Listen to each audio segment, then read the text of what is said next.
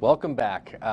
The title credit, it doesn't always seem to be the most positive thing, but credit a lot of times affords us to do a lot of good things and be able to afford mortgages, to be able to get jobs and whatever it may be that you're looking to do. So having good credit is super important. So I wanted to kind of go through a few little scenarios here, and I've done this probably about a year and a half ago. I like to do this once a year. I think it's very important. And the other thing is technology is out there that can actually help you increase your credit score very quickly. So let's take a look why you need to have good credit. Number one, it affects where you live. So if you want to live somewhere that maybe costs a little bit more money and you don't have good credit, you could be paying $500 or $600 more a month because the rate that you're going to get with bad credit is going to be much higher than the going rate. Number two, employment. A lot of people don't think about this, but some employers, especially some big corporations, they can request that you share with them your credit. And what that is they want to see the sort of person that you are. Are you a person that's conscientious? Are you someone that pays their bills on time? Number three, business loans. If you own a business and you're looking to expand, they're not only going to look at the credit and the history of what your company's done, but they're going to look at you, especially a small business, and are you going to be able to pay this loan back quicker?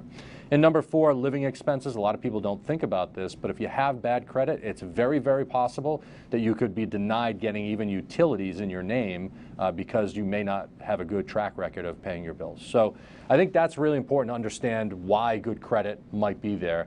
And now we talk a little bit about the FICO score, which a lot of people have heard about. But in the FICO score here, we can work our way around the wheel here.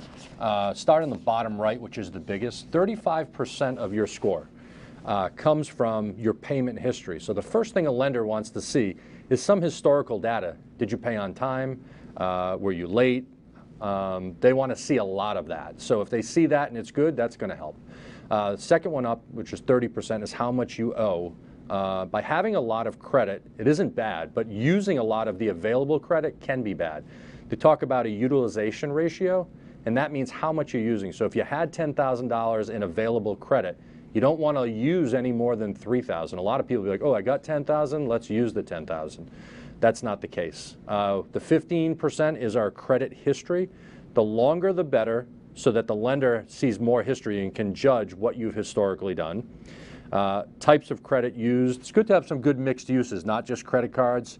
Student loans can be in there, retail credit, mortgages. There are different credits, but that's a good way to kind of mix things up. And make sure you don't have a lot of new credit. New credit means, oh, I'm trying to get out there and get as much money as I can as soon as possible, and then that's going to affect your score. So hopefully that's a little bit helpful. You know, some parameters, 800 and higher means you have exceptional credit. 740 to 800, very good. 670 to 740 is considered average, and anything below that could be considered fair and poor.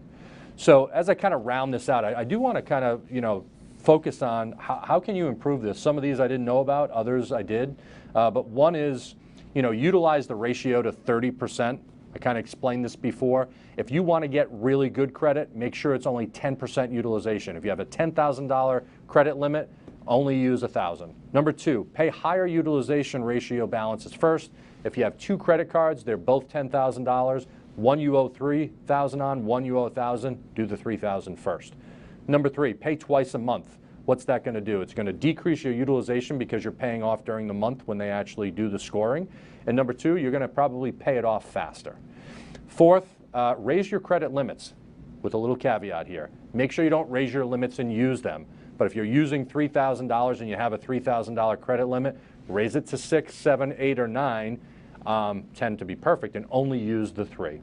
And then finally, 5, monitor your credit. So go on annualcreditreport.com, and that is a government website that you can get 3 free reports a year from. That can be super helpful. When we return, we're going to talk about should you get your tax return done by a local or a national firm. Stay tuned. We have a viewer question. Bill from Warwick asks, what's the difference between going to a local tax firm or a national firm like